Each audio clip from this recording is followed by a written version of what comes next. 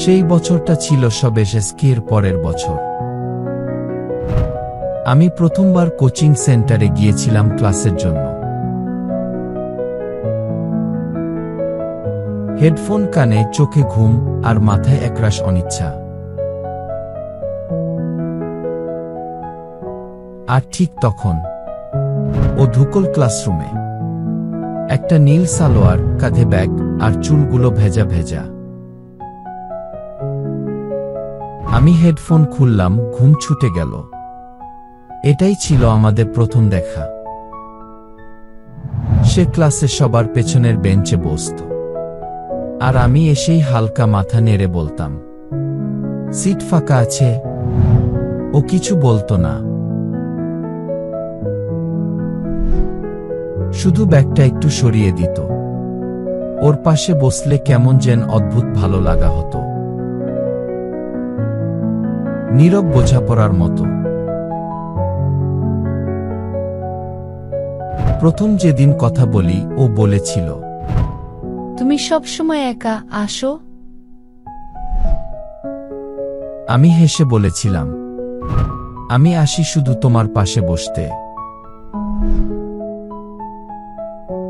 ও হেসে মুখ ঘুরিয়ে নিয়েছিল, কিন্তু আমি জানতাম হাসিটা ছিল সত্যি।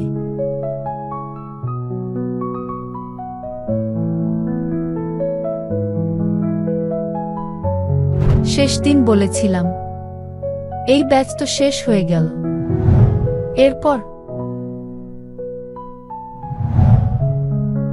ও বলেছিল, যদি একদিন আবার দেখা হয় তখন বলব। আমি কিছু বলিনি, কিন্তু চলে আসার পর বহুদিন ওই বেঞ্চটা খালি ছিল আমার মনে।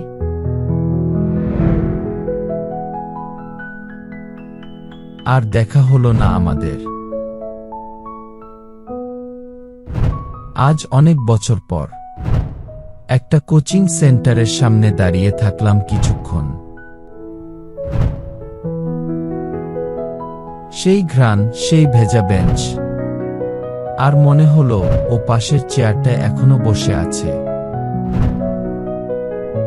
হয়তো আমি একটু দেরি করে ফেলেছি কি।